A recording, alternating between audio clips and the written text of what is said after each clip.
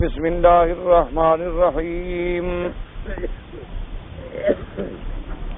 والفجر وليال عشر والشفع والوتر والليل إذا يسر هل في ذلك قسم لذي حجر ألم تر كيف فعل ربك بعاد إرم ذات العماد التي لم يخلق مثلها في البلاد ثمود الذين جابوا الصخر بالواد وفرعون ذي الأوتاد الذين طغوا في البلاد فأكثروا فيها الفساد فصب عليهم ربك صوت عذاب إن ربك لبالمرصاد.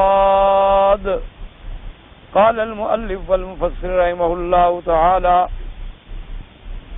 أدام النفع بعلومه وعلومكم في الدارين آمين إلى أن قال ألم تر كيف فعل ربك بعاد وهؤلاء كانوا متمردين عتاة جبارين خارجين عن طاعته مكذبين لرسله جاحدين لكتبه. فذكر تعالى كيف أهلكهم ودمرهم وجعلهم أحاديث وعبر فقال ألم تر كيف فعل ربك بعاد إرم ذات العماد وهؤلاء عاد الأولى وهم ولد عاد بن إرم بن عوس بن صعب بن نوح قاله ابن إسحاق وهم الذين بعث الله فيهم رسوله هودا عليه السلام فكذبوه فخالفوه فأنجاه الله من بين أظهرهم ومن آمن معه منهم وأهلكهم بريح صرصر عاتية سخرها عليهم 7 ليال و8 أيام حسوما فترى القوم فيها صرعى كأنهم أعجاز نخل خاوية فهل ترى لهم من باقیہ. اب مفسر رحمت اللہ علیہ سورۃ الفجر کی ان آیات کے بارے میں ارشاد فرماتے ہیں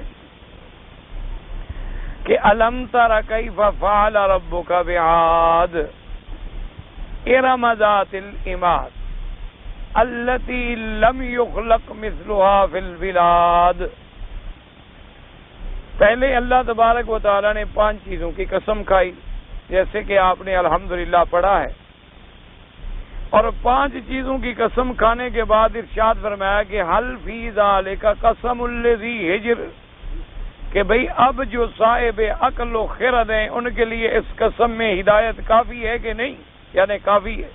اگر عقل ہو، اگر فہم ہو، اگر سمجھ ہو کہ اللہ تبارک و تعالیٰ نے جب اتنی بڑی قسمیں کھانے کے بعد ایک بات ارشاد فرمائی ہے تو اس میں کسی قسم کا کوئی شک اور شبہ جو ہے وہ نہیں ہو سکتا. اب ان قسموں کے بعد جو اصل مقصود ہے بیان کرنے کا وہ یہ ہے کہ اللہ تبارک و تعالیٰ نے سابقہ امتوں میں سے کچھ کے واقعات بیان کیے اختصار کے ساتھ اور واقعات بیان کیے گئے ایک عاد کے اور ایک سمود کے اور ایک فرعون کے. اب عاد جو ہیں جیسے میں نے الحمدللہ خلاصہ درس میں پہلے بھی عرض کر دیا تھا کہ عاد جو ہے یہ عاد 2 ہیں. ایک کو کہا جاتا ہے عادن الاولی اور ایک کو کہا جاتا ہے عادن الاخری اور اسی لیے کبھی ان کو عاد ارم بھی کہا جاتا ہے. تو یہ عاد جو ہے یہ بیٹا ہے اوس کا، اوس بیٹا ہے ارم کا اور ارم بیٹا ہے سام کا اور سام بیٹا ہے نوح علیہ السلام. پھر اسی طرح ارم جو ہے اس کا بیٹا ایک ہے عابر اور عابر کا بیٹا جو ہے وہ سمود ہے. اسی طرح پھر اس کی اولاد میں سے ایک شدید ہے اور ایک شداد ہے. تو اب جب عاد کا ذکر کیا جائے گا یا سمود کا ذکر کیا جائے گا تو یہ ارم میں دادے میں مل جائیں گے، یعنی عاد ابن اوس ابن ارم، اور اسی طرح سمود جو ہے وہ سمود بھی ارم کی اولاد ہے، تو ان دونوں کا دادا جو ہے وہ ایک ہو گیا ارم۔ تو اب اس لیے ان کو عاد ارم بھی کہا جاتا ہے اور عاد الاولی بھی کہا جاتا ہے، اور ایک اور عاد ہیں جن کو عاد الاخری کہا جاتا ہے۔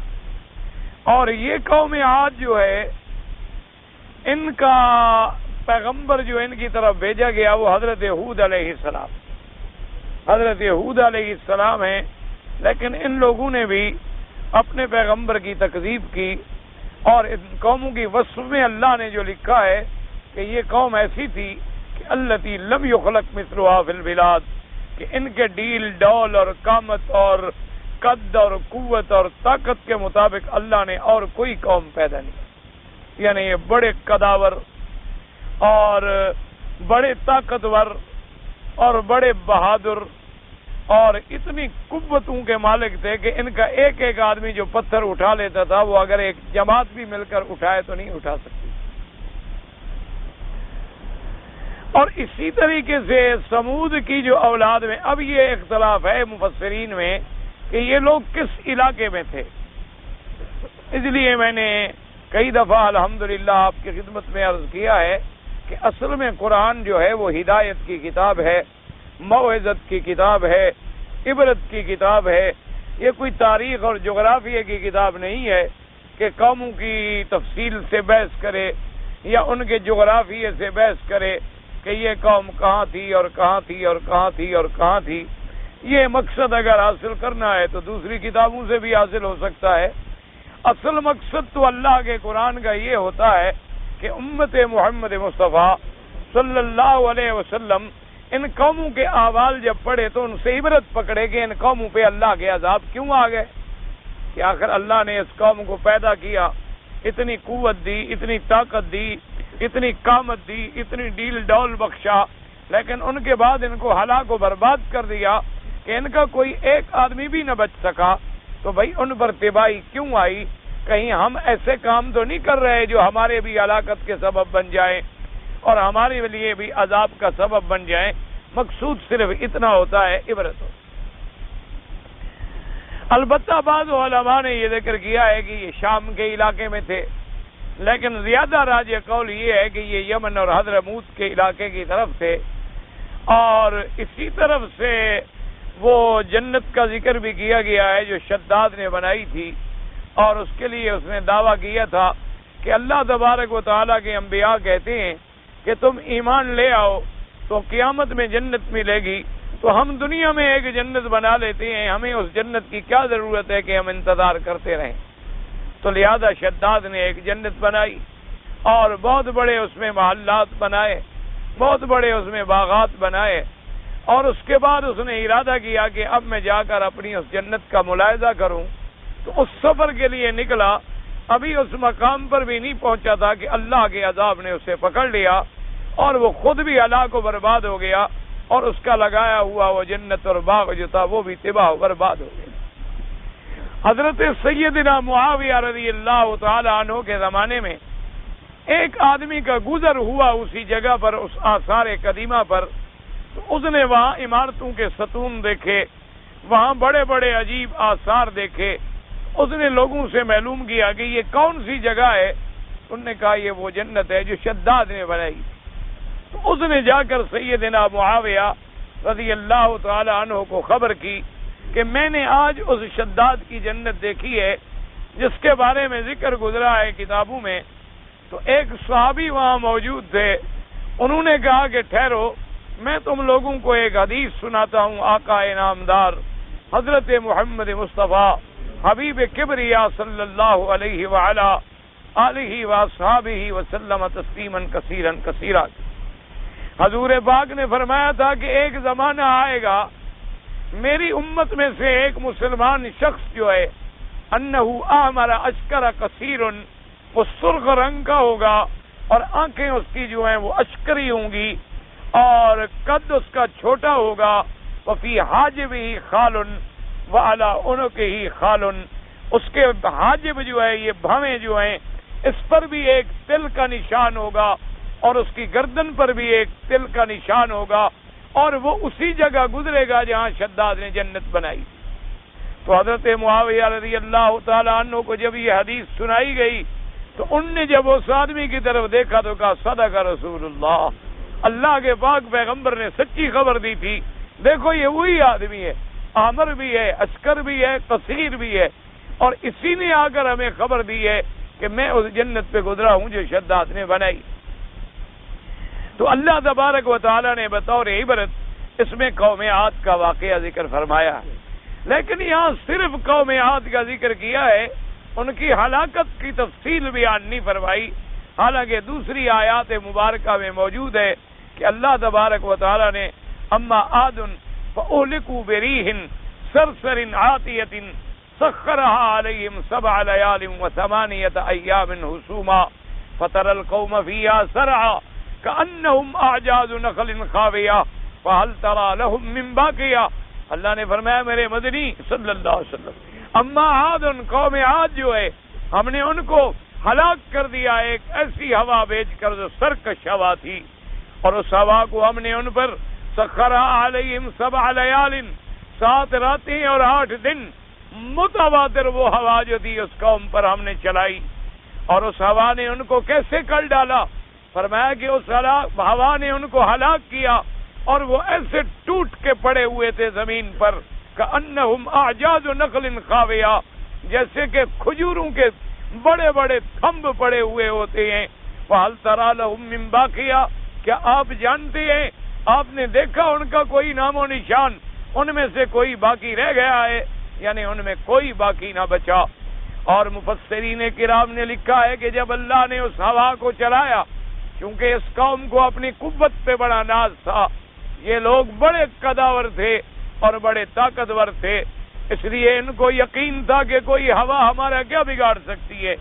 لیکن جب ہوا کی تیزی کو انہوں نے دیکھا تو اب ان لوگوں نے فیصلہ کیا کہ ایسا کرو کہ 2 3 آدمی آپس میں ایک دوسروں کو رستے سے جکڑ لو، اور پھر ان رسوں کو پہاڑ کے کسی پتھر سے باندھ ڈالو تاکہ یہ ہوا جو ہے ہمیں کھینچ کے نہیں لے جا سکے گی۔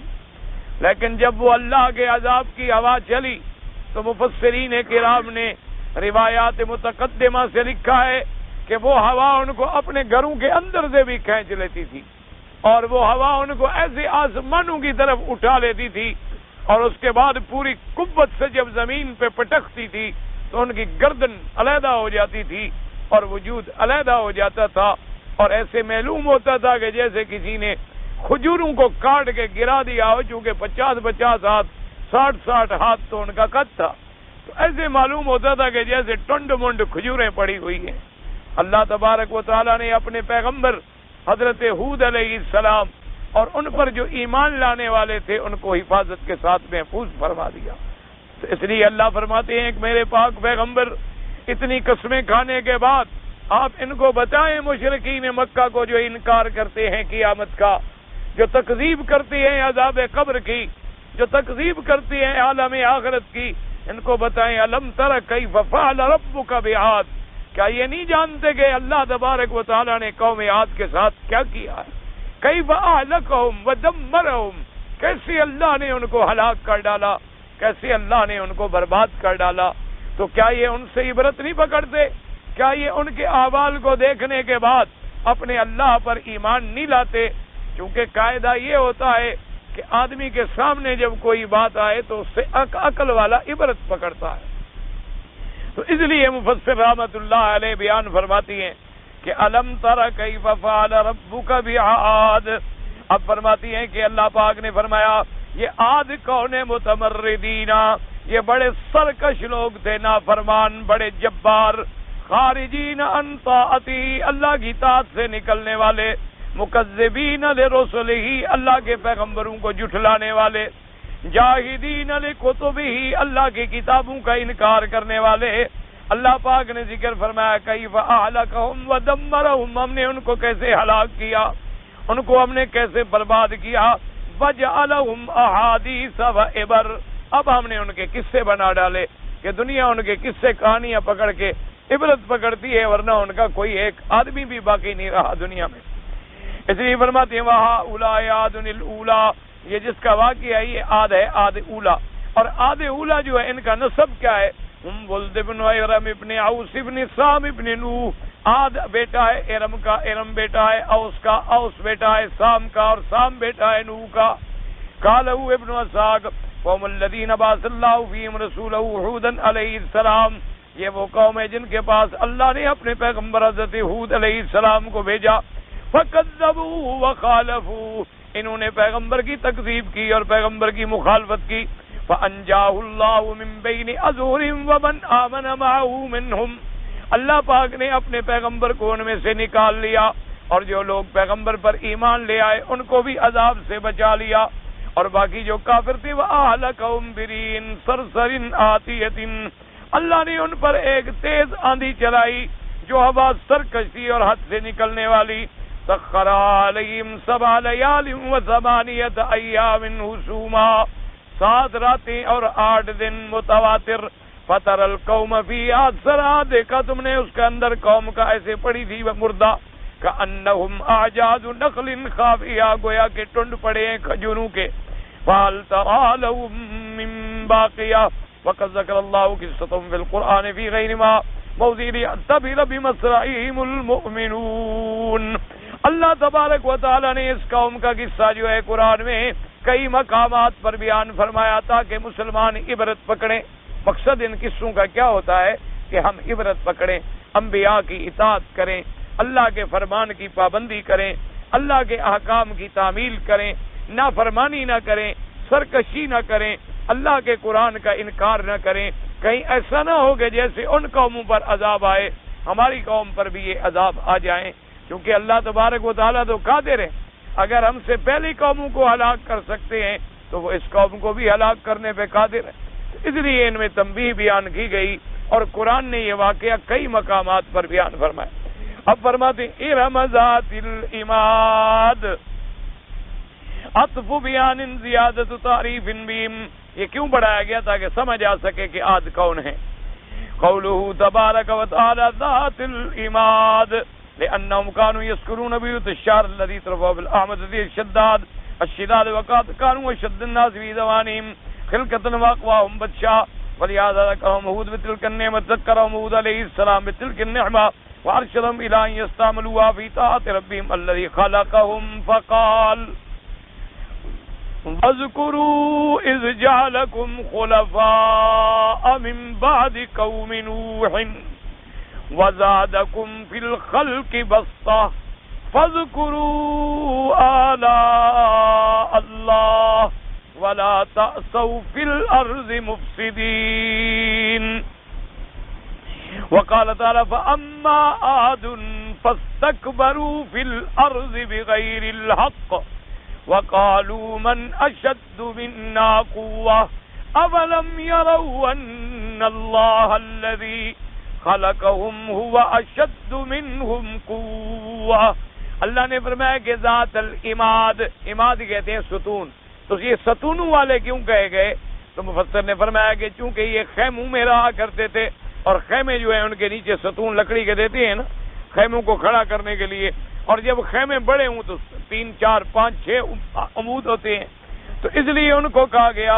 اور اللہ تبارک و تعالیٰ کے پیغمبر نے ان کو ڈرایا کہ اللہ نے تم کو یہ نعمتیں دی ہیں، تم ان نعمتوں کو اللہ کی نافرمانی میں استعمال نہ کرو۔ اللہ تبارک و تعالی نے تمہیں جو نعمت دی ہے اللہ کی طاعت میں استعمال کرو۔ جیسے اللہ نے فرمایا وَاذْكُرُوا إِذْ جَعَلَكُمْ، ان کو یاد دلایا گیا کہ اللہ نے تم کو قوم نوح کے بعد بھیجا ہے۔ وَزَادَكُمْ فِي الْخَلْقِ بَسْطَةً، اور اللہ نے تمہاری خلقت کے اندر تمہیں ایک خاص قوت اور طاقت عطا فرمائی ہے۔ لیکن فَاذْكُرُوا آلَاءَ اللَّهِ وَلَا تَعْثَوْا فِي الْأَرْضِ مُفْسِدِينَ، تم اللہ کی نعمتوں کو یاد کرو اور زمین میں فساد کرنے والے نہ بنو۔ لیکن عاد جو تھے وہ تو پھر جناب تکبر میں آ گئے نا۔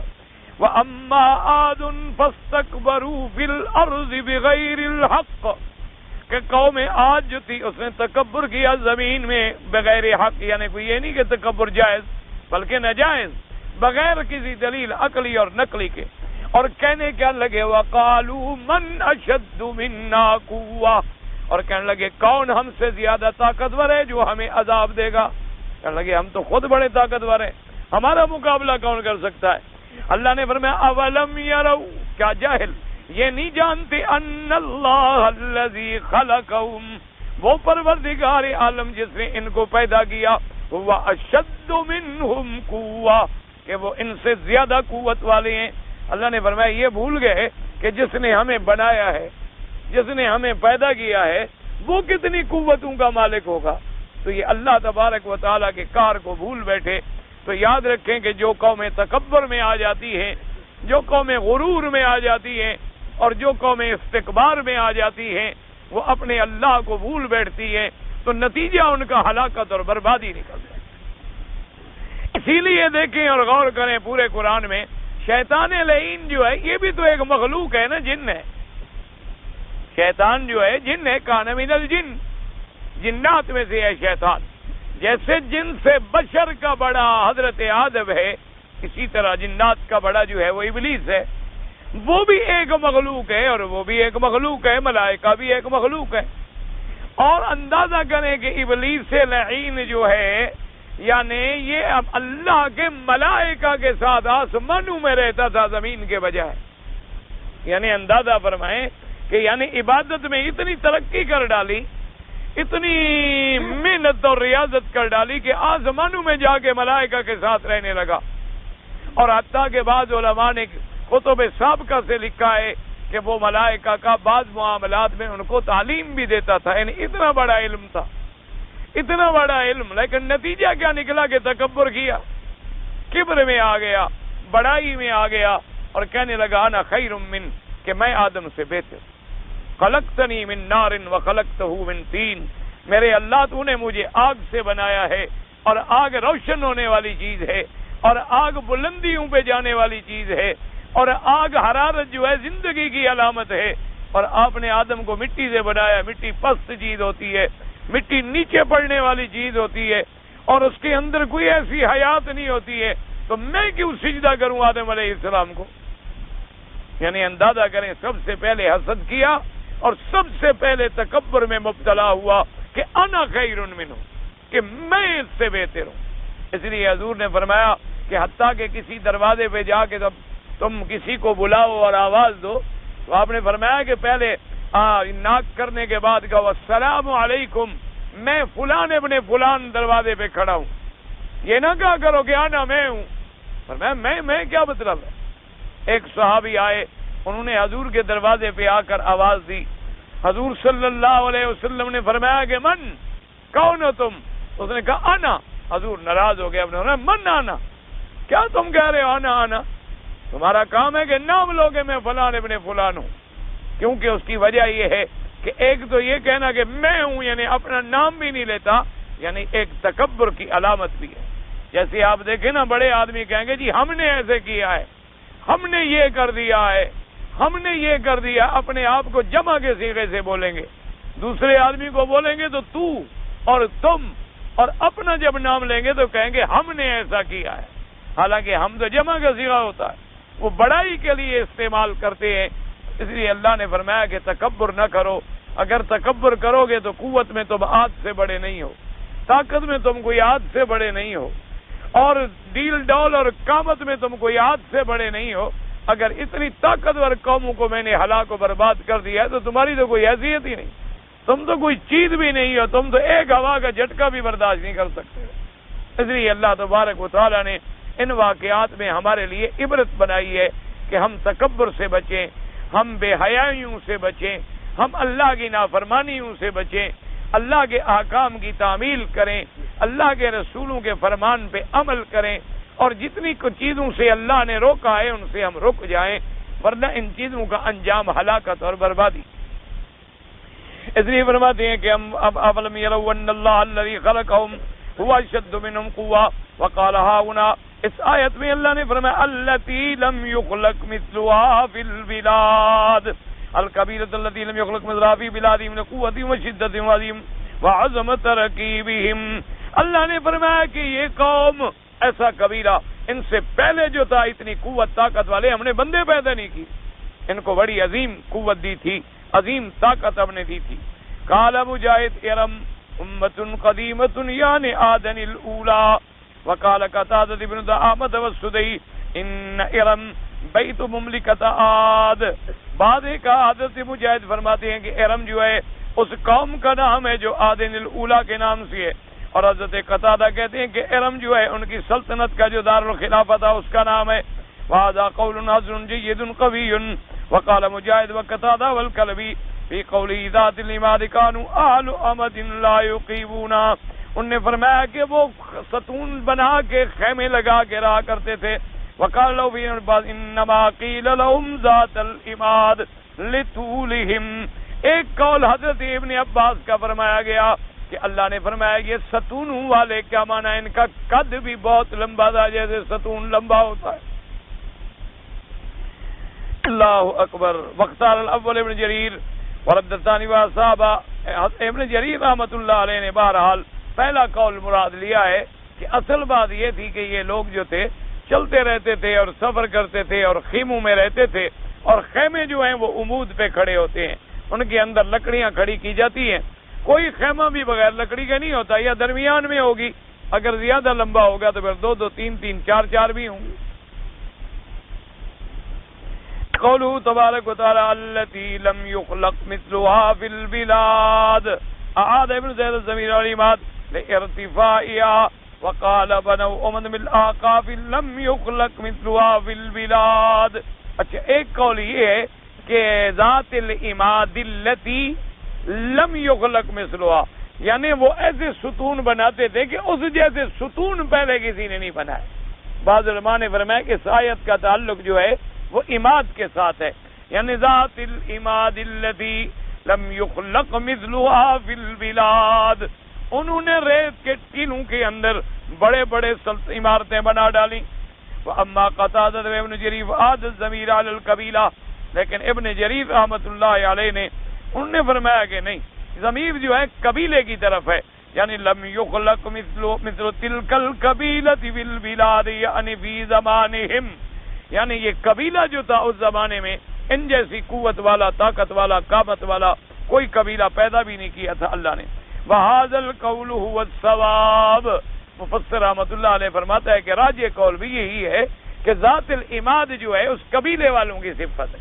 لم یخلق مثلها فی البلاد کا تعلق جو ہے قبیلے سے ہے, یعنی یہ قبیلے کا قبیلہ جو تھا, یہ قوم کی قوم جو تھی ایسی تھی کہ ان جیسی قوت طاقت والا اس زمانے میں اللہ نے پیدا نہیں کیا. اس زمانے کے اندر اللہ تبارک و تعالی نے پیدا نہیں کیا. بڑی خصوصی طور پر ان کو قوتیں, ان کو طاقتیں عطا فرمائی تھی, لیکن انہوں نے اللہ کی اس نعمت کے شکر کے بجائے ناشکری. اس لیے قاعدہ یہ ہوتا ہے کہ اگر اللہ تمہیں طاقت دے, اگر اللہ تمہیں صحت دے, اگر اللہ تمہیں حسن و جمال دے, اگر اللہ تمہیں کوئی کمال دے تو اس کو اللہ کے شکر میں لگاؤ, اللہ کی اطاعت میں لگاؤ, اللہ تبارک و تعالیٰ کی رضامندی میں لگاؤ, اللہ تبارک و تعالیٰ کی نافرمانیوں میں نہ لگاؤ. اگر اللہ نے زبان بولنے کی دی ہے, یہ تو نہیں کہ خدا کے خلاف بولو, اللہ کے رسولوں کے خلاف بولو, اللہ کے نبیوں کے خلاف بولو, صحابہ کے خلاف بولو, اہل بیت کے خلاف بولو, ائمہ فقہا کے خلاف بولو نا. اللہ کا ذکر کرو, اللہ کا شکر کرو, اچھی باتیں کرو, اللہ تبارک و تعالیٰ کی نعمتوں کا اظہار کرو. اللہ تبارک و تعالیٰ نے تمہیں پاؤں دیے ہیں تو عبادت میں چلو, یہ تو نہیں کہ حرام کاری میں چلو. اللہ نے تمہیں ہاتھ دیے ہیں تو ان ہاتھوں کے ساتھ کسب حلال کرو, یہ تو نہیں کہ حرام کماؤ. اللہ نے تمہیں عقل دیا ہے تو خیر کی اور بہتری کی باتیں سوچو, یہ نہیں کہ شر اور فساد اور فتنے سوچتے رہو. اس لیے حکم ہے کہ جو اللہ تمہیں اپنے بدن میں اعضاء دیے ہیں ان سب اعضاء کو اللہ کی طاعت میں لگا دو, اللہ کی فرما برداری میں لگا دو, اللہ تبارک و تعالیٰ کی اطاعت میں لگا دو, تو پھر اللہ تبارک و تعالیٰ اس کا بدلہ عطا فرماتا. اور اگر اللہ نے دولت دی ہے تم شرابوں میں اڑا رہے ہو, اللہ نے دولت دی ہے تو زنا میں اڑا رہے ہو, اللہ نے دولت دی ہے تو جناب سیاست میں اور غلاظت میں اور مقابلوں میں اور کسی کو گرانے میں, کسی کو بٹھانے میں, کسی کو اجاڑنے میں لگا رہے ہو. اور ایک آدمی کو اللہ نے دولت دی ہے وہ حج میں, مسجدوں میں, مدرسوں میں, دین میں, کتابوں میں, علم میں، بیواؤں میں، یتیموں میں، غریبوں میں، مسکینوں میں لگا رہا ہے، تو اب دونوں کا فرق ملاحظہ کریں۔ اللہ تبارک و تعالیٰ سے دعا کرو کہ اللہ پاک ہماری قوم کو، ہماری برادری کو، ہر کلمے پڑھنے والوں کو ہدایت۔ ورنہ آج حالات یہ ہو گئے ہیں کہ دین کے لیے ہمارا سرمایہ دار، ہمارا بڑا بڑا تاجر، ہمارے بڑے بڑے صنعت کار، ہمارے بڑے بڑے لینڈ لارڈ، ہمارے بڑے بڑے جو لوگ ہیں، وہ اگر انہوں نے یعنی الیکشن لڑنے ہوں، مقابلے کرنے ہوں، کروڑوں روپے تباہ کر دیں گے، لیکن ایک مسجد میں مصلی ڈالنے کی بھی توفیق نہیں۔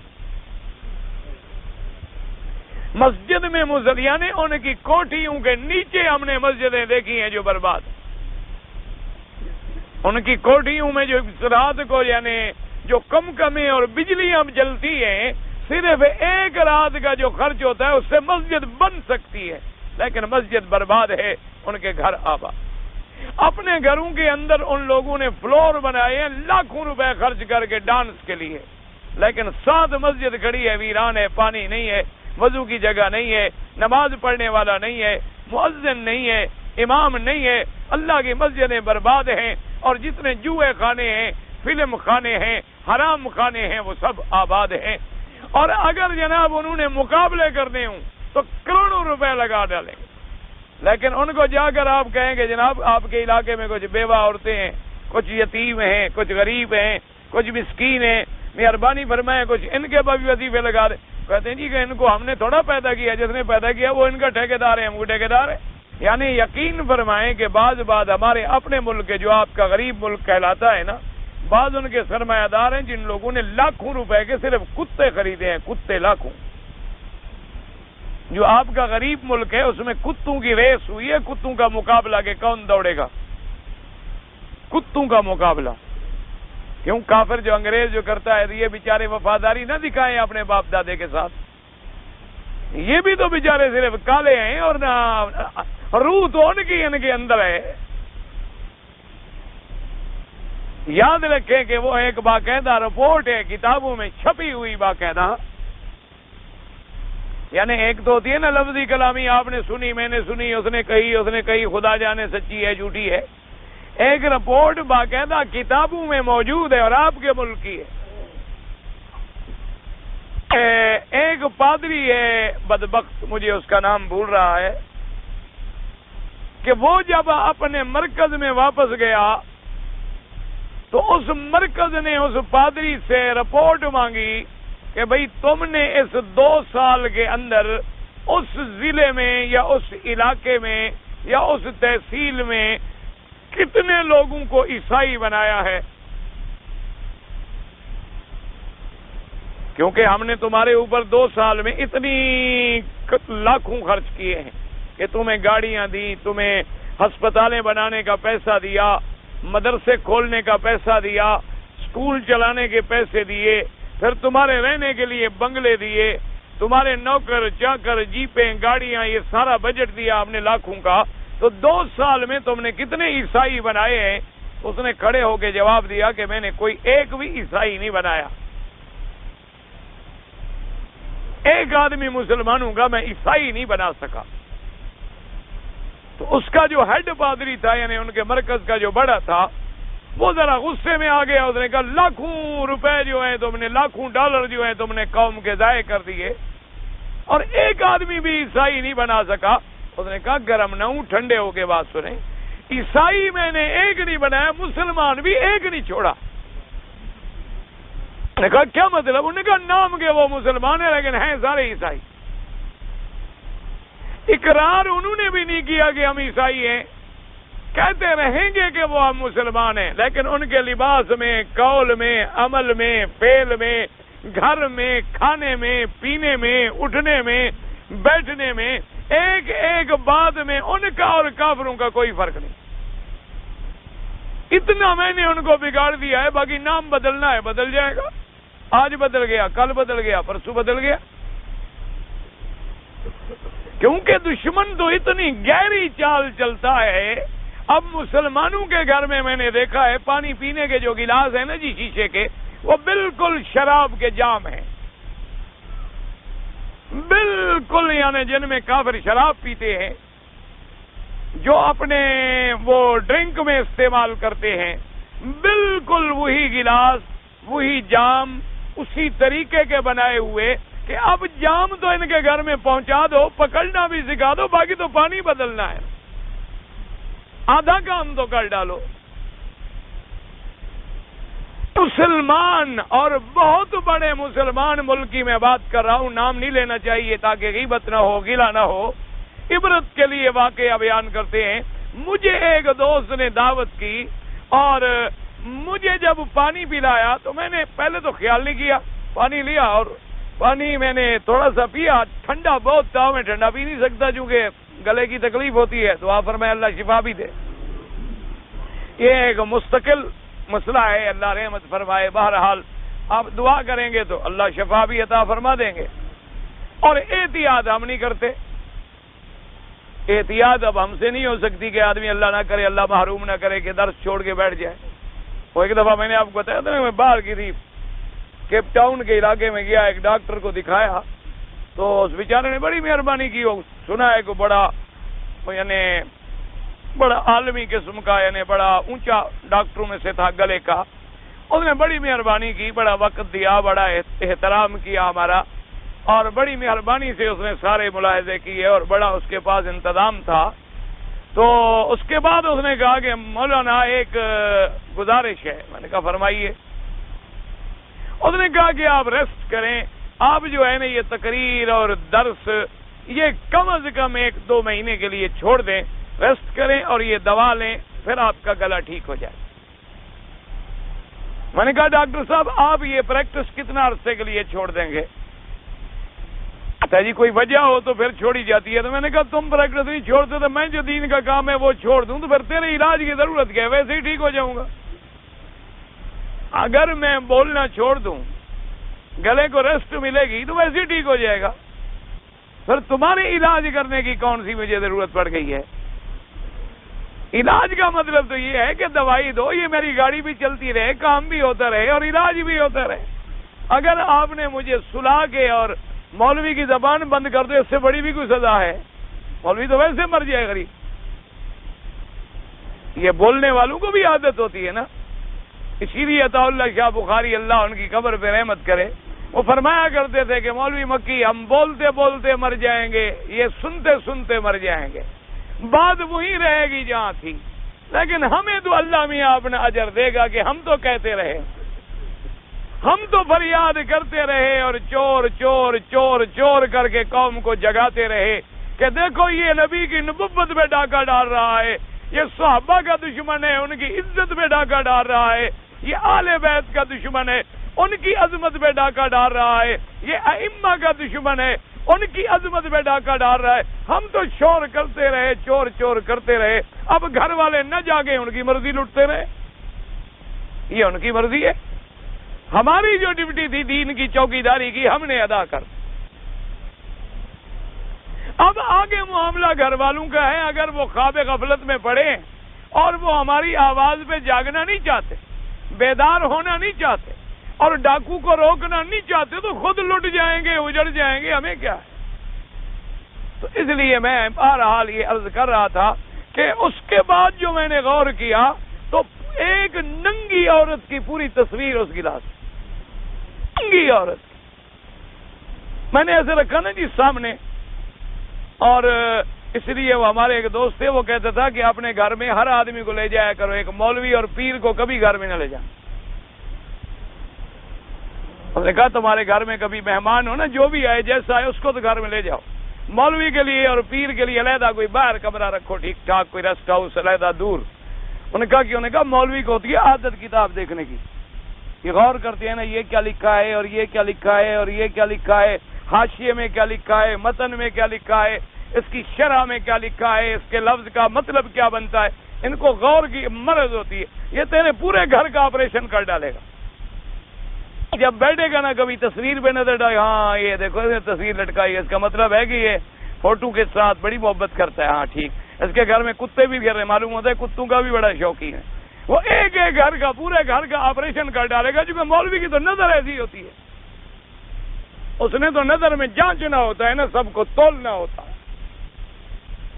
تو میں نے جب اسے دیکھا، خیر میں نے الحمدللہ دوسری نظر تو نہیں ڈالی، تو اس کے بعد میں نے کہا یہ کیا ہے؟ اب وہ بڑے آرام سے کہتے کیا ہے جی؟ میں نے کہا حضرت یہ جو گلاس آپ لائے ہیں صرف میرے لیے اسپیشل منگوائے تھے تاکہ جب مولوی صاحب آئیں تو ان کا جلوس نکالوں۔ کہتے جی کیا؟ وہ پھر بھی کہتا ہے کیا؟ اور میں نے کہا خدا کے بندے سے گلاس میں تم نے غور بھی کیا یہ کیا؟ تو کہا چھوڑو یہ تو بڑی معمولی سی بات ہے، اس سے تو بڑی بڑی تصویریں میرے گھر میں لگی ہوئی ہیں۔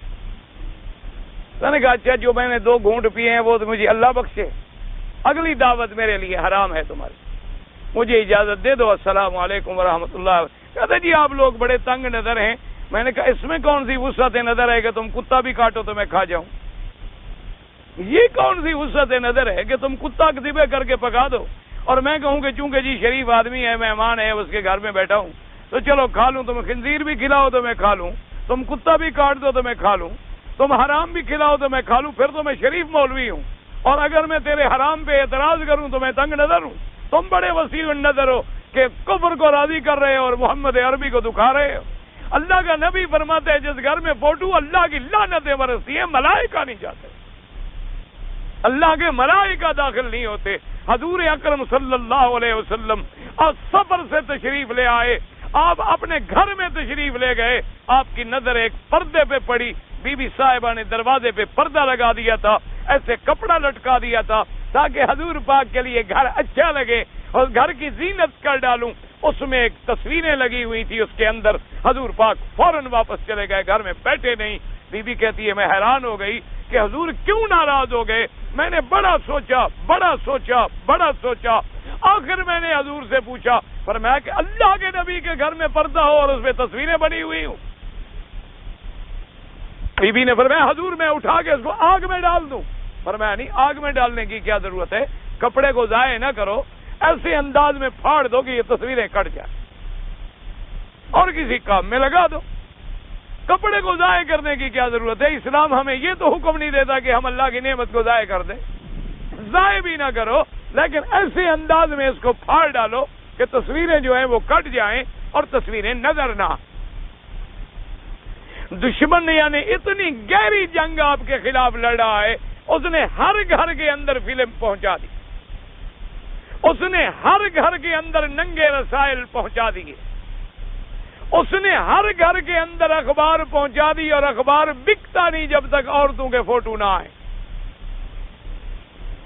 اور اس نے ہر گھر کے اندر جناب تاش پہنچا دی کھیلنے والی جس کے پیچھے عورتوں کے ننگے فوٹو ہے، اس نے ہر گھر کے اندر گھڑی پہنچا دی جس میں صلیب کا فوٹو ہے، اس نے یہ تیرے مصلی جو بنتے ہیں نماز پڑھنے والے، ان میں تم نے کبھی غور نہیں کیا، ان کے اندر صلیب کی علامتیں پہنچا دی۔ اس بدبخت نے یہ بھی کیا ہے کہ جوتے بنے ہیں ان کے نیچے لکھا ہے اللہ، اور وہ مسلمان پہن رہا ہے، جوتے کے نیچے تلے کے نیچے اس نے لکھا ہے موٹا موٹا باقاعدہ۔ اور عورتیں نعوذ باللہ ثم نعوذ باللہ جو اندر پہنتی ہیں انڈر ویئر زنانہ جو عورتوں کے ہوتے ہیں، ان کے اوپر لفظ اللہ لکھا ہوا ہے،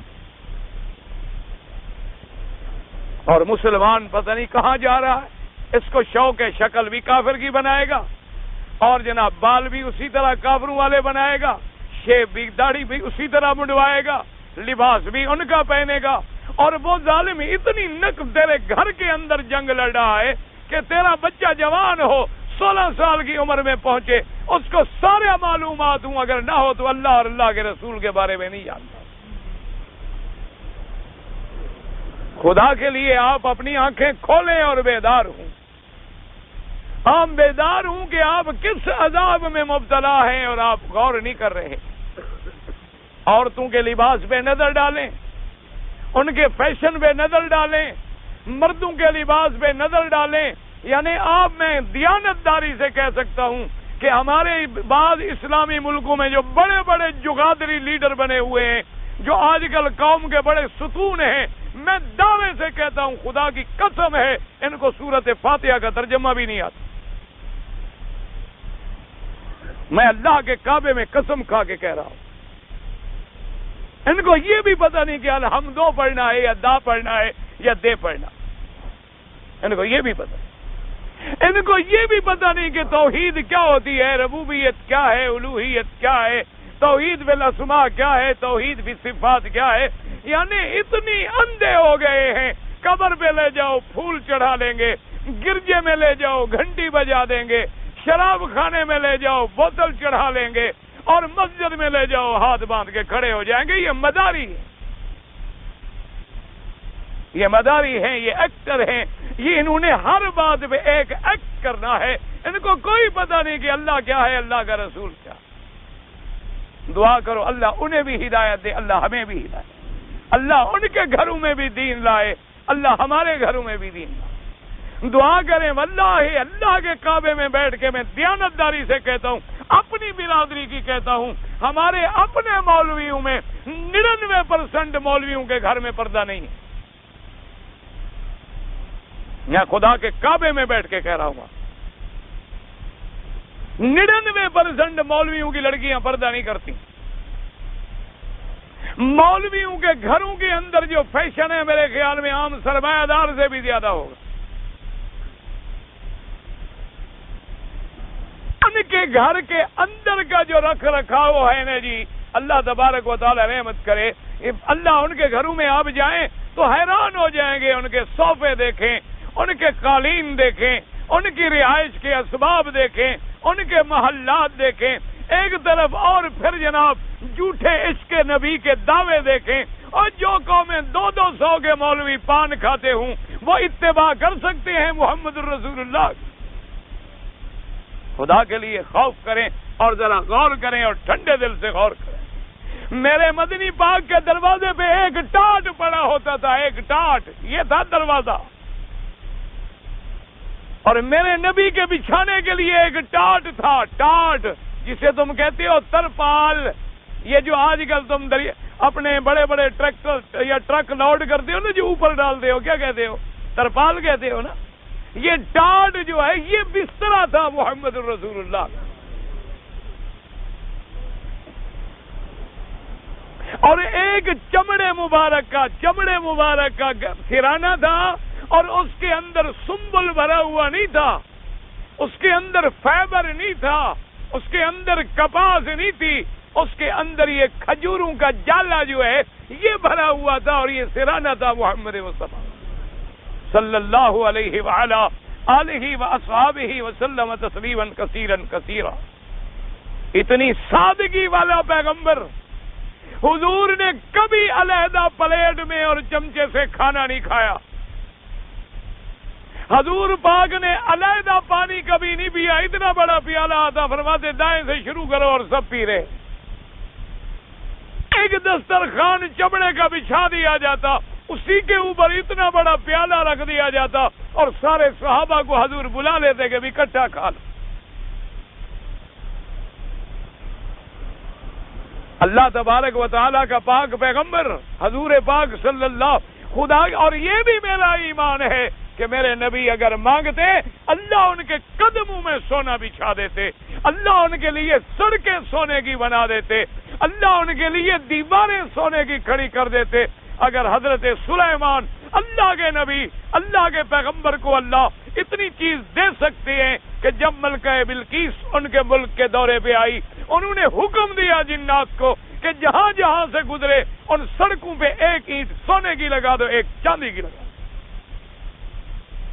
اس زمانے میں حضرت سلیمان علیہ السلام نے حوض بنوایا اور شیشے کا حوض بنوا دیا، اور پانی اسی رنگ کا بھروا دیا، اور پورا میدان اس کے اوپر شیشہ ڈلوا دیا.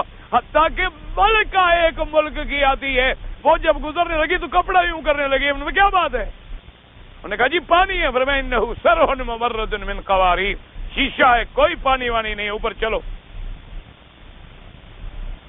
اس زمانے میں اگر حضرت سلیمان علیہ السلام کے لیے اللہ تبارک و تعالیٰ یہ ساری نعمتیں دے سکتے ہیں تو میرے مدنی آقا انعامدار خاتم الانبیاء حبیب کبریا محمد مصطفیٰ کو نہیں مل سکتی؟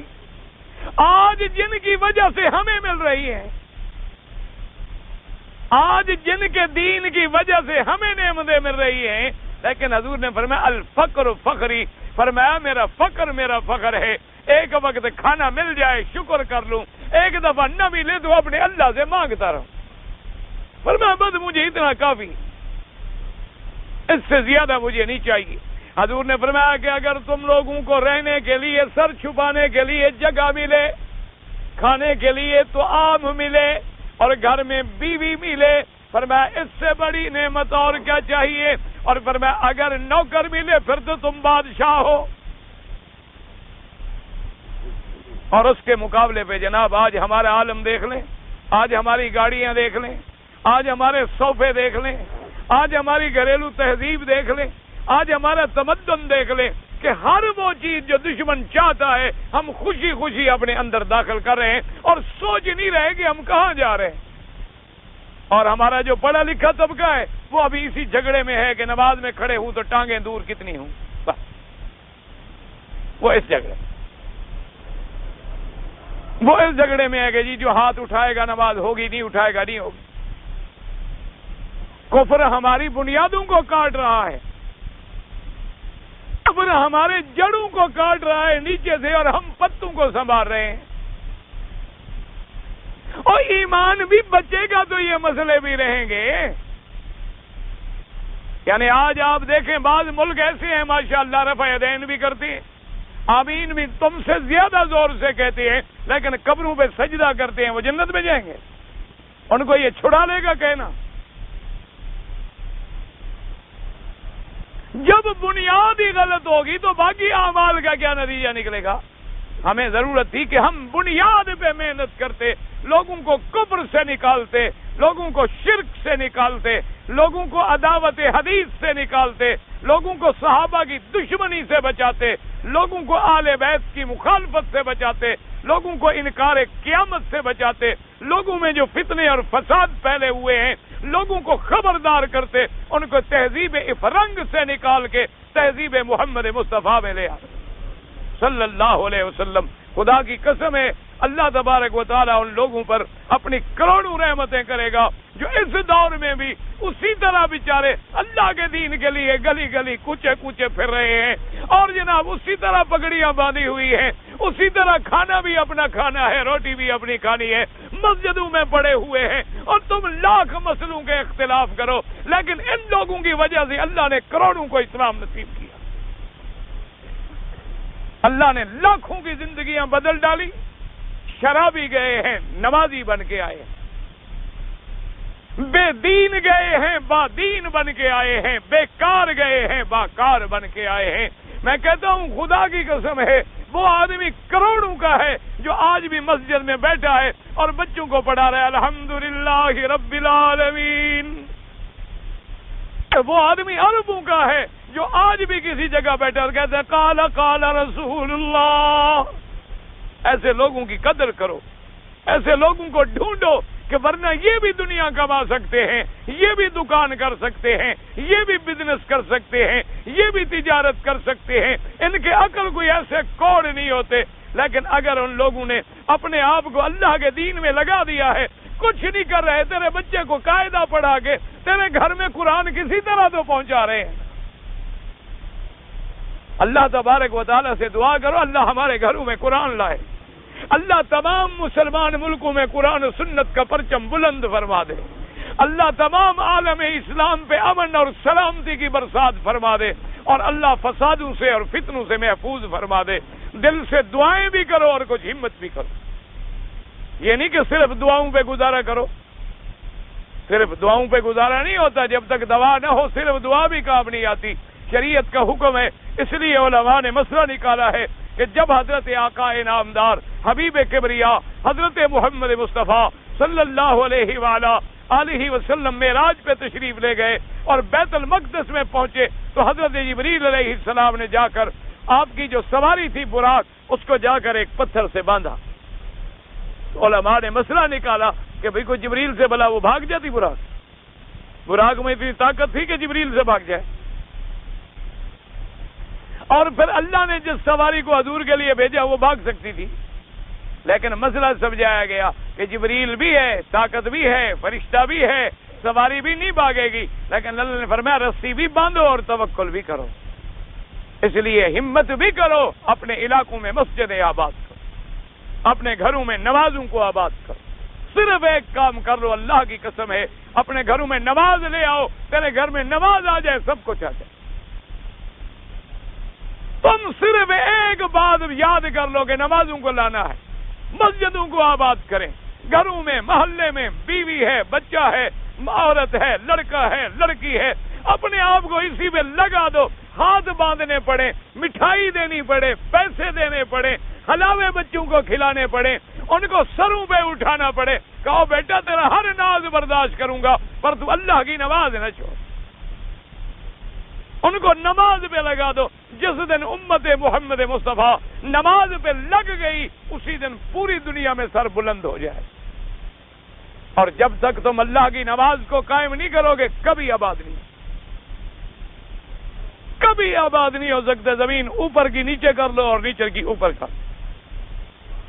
اپنے گھروں میں اور جہاں جہاں تمہارے گھر ہیں، جہاں جہاں تمہارے محلے ہیں، شہر ہیں، وہاں جو بھی مسجد ہے، جھگڑوں میں نہ پڑو گے یہ مسجد اس کی ہے، یہ اس کی ہے، سب مسجدیں اللہ کی ہیں۔ تم کسی کے جھگڑے میں نہ پڑو، ان مسجدوں کو آباد کرو۔ ان مسجدوں کا رنگ کرا سکتے ہو رنگ کرا دو، پانی انتظام نہیں پانی کرا دو، مسلح نہیں ہے مسلح ڈلوا دو، قرآن شریف نہیں ہے قرآن شریف رکھوا دو، کوئی قاری نہیں ہے کوئی قاری بٹھا دو، امام نہیں ہے کہو بھائی میں تمہیں تنخواہ بھیجوں گا، اور بھائی 100 ریال بھی بھیجو تو مولوی کی تو تنخواہ ادا ہو جاتی ہے۔ کچھ ہمت بھی کرو اور پھر اللہ کے کعبے میں آ کے دعائیں بھی کرو۔ اللہ تبارک و تعالیٰ پھر رحمت فرمائیں گے کہ عالم اسلام پہ اپنی رضا اور رحمت کا فیصلہ فرما دیں۔ ایک آدمی نے مجھے کہا ہے کہ اگر اللہ کا ذکر جو ہے ایک سانس میں 1000 دفعہ کہہ دو تو تم ولی بن جاؤ گے، تو اس کے کہنے کے بغیر بھی تم ولی ہو۔ ہر مسلمان جو ہے وہ ولی ہے۔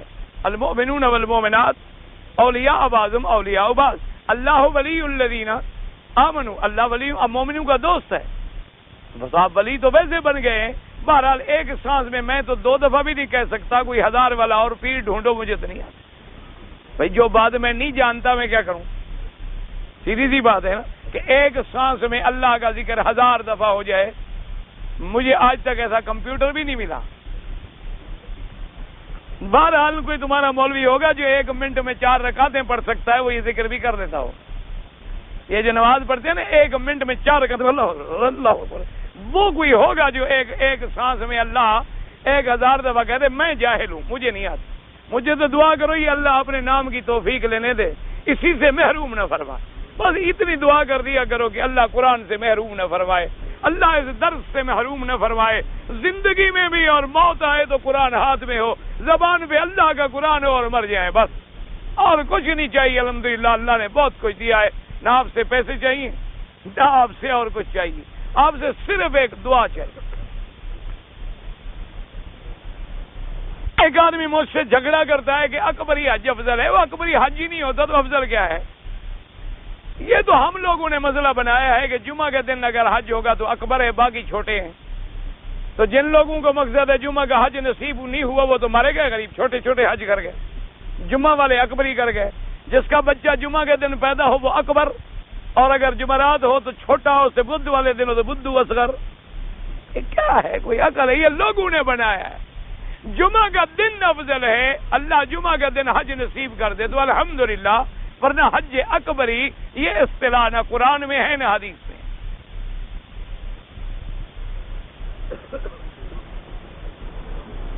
ایک آدمی عمرے کی نیت کرتا ہے، نیت کرنے کے بعد نہاتا ہے، نہانے کے بعد جسم صاف کر، تو پہلے نہیں نہایا، عمرے کا احرام نیت باندھ کے پھر پاگل نہانے کے لیے گیا۔ عجیب آدمی ہے۔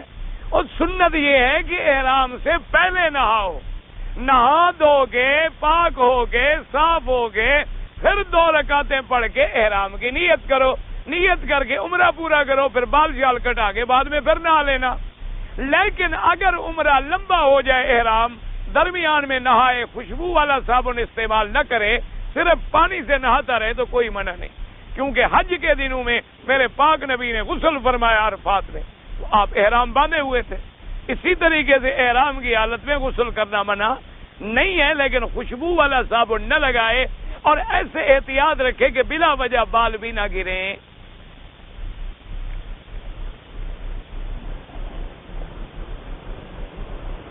تجھے نہیں سمجھ آیا، ہم آپ کے غلام ہیں سمجھنے کے لیے. اور کوئی اچھا جی آپ کے اگر حضور صلی اللہ علیہ وسلم دعوت ایمان فرمائیں تو محمد رسول اللہ کا ذکر کرنا ضروری نہیں؟ اگر ہم دعوت دیں تو ذکر کرنا ضروری ہے؟ مجھے تو نہیں سمجھ آئی، مجھے بھائی یہ سمجھ ہی نہیں آئی. تو میں جواب کہہ دوں، مہربانی کر کے آپ ذرا وضاحت سے لکھیں کہ میں سمجھ تو جاؤں نا آپ کیا کہنا چاہتے ہیں. قصر نماز کے اندر جب آدمی مسافر ہے تو 4 رکعتوں کی نماز 2 رکعت ہو جائے. باقی سنتیں جب فرضی 2 ہو گئے تو سنتیں بھی نہیں پڑھے گا تو گناہگار نہیں ہوگا. لیکن بعض ائمہ فرماتے ہیں کہ اگر وقت ہے پڑھ لے تو کوئی منع بھی نہیں ہے، اور اگر سنتیں پڑھے تو وہ پوری پڑھے گا، ان میں کوئی قصر نہیں. قصر ہوتی فرض میں ہے صرف. لیکن اگر جلدی ہے، سفر ہے، بچ جا رہی ہے تو فرض پڑھو. توکل علی اللہ، اللہ نے رعایت جو دی ہے، جب اللہ پاک نے معافی دی ہے تو فائدہ اٹھاؤ. لوگ لڑکیوں کو گھر میں بٹھاتے ہیں اور شادی نہیں کرتے. بہرحال یاد رکھو کہ لڑکی بالغ ہو جائے، حکم ہے کہ بغیر عذر کے گھر کے نہ بٹھاؤ. اگر کوئی آدمی بغیر عذر کے بٹھائے ہوئے ہے، اللہ معاف کرے، کوئی بھی گناہ ہوگا تو اس کے اوپر آئے گا. اللہ تبارک و تعالیٰ ایسے گناہوں سے محفوظ رکھے، اور کوشش کریں کہ لڑکیوں کی شادی جلدی ہو. Tape recorder, TV, video, radio, ان سے قرآن سنو گے تو ٹھیک ہے، فلمیں دیکھو گے تو حرام ہے.